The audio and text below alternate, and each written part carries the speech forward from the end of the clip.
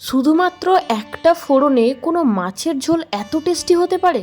এই রেসিপিটা যদি না দেখো তাহলে কিন্তু বিশ্বাসই করতে পারবে না। পাবদা মাছের আলু আর ঝিঙে দিয়ে পাতলা একটা ঝোল বানাবো, প্রায় বিনা মশলায় এই ঝোলটা বানাচ্ছি, খেতে এত দুর্দান্ত হয়। প্রথমেই পাবদা মাছগুলোকে নুন, হলুদ আর একটু সর্ষের তেল মাখিয়ে রেখে দেবে, কারণ পাবদা মাছ এমনি একটু বেশি ফোটে। কড়াইয়ের মধ্যে 3 চামচ সর্ষের তেল গরম করে মাছটাকে লাল লাল করে ভেজে নিচ্ছি।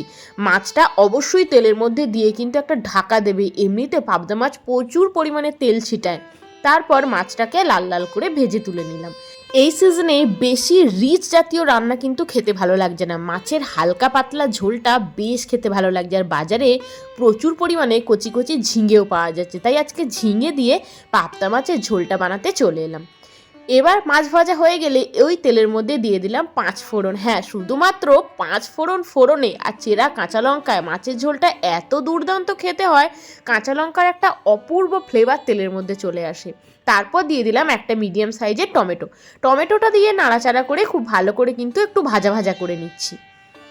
কাঁচা লঙ্কা আর টমেটোটা তেলের মধ্যে কিন্তু একটু ভেজে নিতে হবে, তাহলে কিন্তু ঝোলের টেস্টটা আরও সুন্দর হবে। চলো, আর কিছুই নয়, এবার আলু আর ঝিঙেটা দিয়ে দিচ্ছি। লম্বা লম্বা করে ঝিঙে আলু একসাথেই দুটো কেটে রেখেছি। আলু আর ঝিঙেটা দিয়ে ভালো করে কিছুক্ষণ নাড়াচাড়া করে ভেজে নেব। তার আগে অল্প একটু নুন দিয়ে দিই, কারণ ঝিঙে থেকে তো অলরেডি প্রচুর পরিমাণে জল বেরোবে। তারপর নুন দিয়ে আলু আর ঝিঙে দুটোকে ভালো করে ভাজা ভাজা করে নিচ্ছি। বেশ কিছুক্ষণ নাড়াচাড়া করে ভাজা ভাজা করে নিয়ে দিয়ে দেবো গরম জল। ঝিঙে সেদ্ধ হতে বেশিক্ষণ টাইম লাগে না, আলুও কিন্তু তাড়াতাড়ি সেদ্ধ হয়ে যাবে। কি তোমরা ভাবছো ঝিঙেটা যদি একটু বেশি গলে যায়? একদমই না, ঝিঙে কিন্তু গলবে না। অল্প একটু হলুদ গুঁড়ো দিয়ে দিলাম, দিয়ে ভালো করে নাড়াচাড়া করে সব কিছু একটু ভাজা ভাজা করে নিচ্ছি। বেশ কিছুক্ষণ নাড়াচাড়া করে ভাজা ভাজা করে নিয়েছি। চলো, এবার দিয়ে দেবো গরম জল। ঝোলটা যখন বানাবে তখন অবশ্যই ঝোলের জলটা কিন্তু গরম জলে দিও।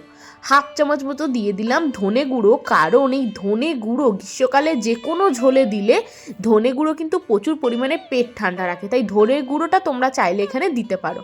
1/2 চামচ ধনে গুঁড়ো দিয়ে খুব ভালো করে নাড়াচাড়া করে সব কিছু মিশিয়ে নিচ্ছি। ঝিঙে আলু সব কিছু একদম ভাজা ভাজা হয়ে গেছে। এবার দিয়ে দেবো ঝোলের জন্য জল। এখানে আমি দিচ্ছি 2 কাপ মতো গরম জল। জল দিয়ে ঝিঙে আলু দুটোকে ভালো করে সেদ্ধ করতে দিয়ে দেবো। খুব ভালো করে সব কিছু একবার মিশিয়ে নিলাম। এবার দিয়ে দেবো ঢাকা দিয়ে মোটামুটি মিনিট 10 মতো ফুটিয়ে নিয়েছি। ঝিঙে কিন্তু একদমই গলেনি, ওদিকে আলু সুন্দরভাবে সেদ্ধ হয়ে গেছে। চলো, এবার মাছগুলোকে দিয়ে দিই। তোমরা যদি মনে করো ঝোলটা আরেকটু বাড়াবে, একটু পাতলা করবে, সেক্ষেত্রে কিন্তু আরেকটু জল এখানে অ্যাড করতে পারো। এই ঝোলটা পাতলা পাতলা খেতে কিন্তু দারুণ লাগে। এই চেরা কাঁচা লঙ্কা দিয়ে এইভাবে একবার ঝোলটা বানিয়ে দেখো, খেতে এত ভালো লাগে না। ঝোল কিন্তু একদম রেডি। মাছ দিয়ে কিছুক্ষণ ফুটিয়ে নিয়ে নামিয়ে নেবো। রেসিপিটা কেমন লাগলো অবশ্যই কিন্তু জানিও।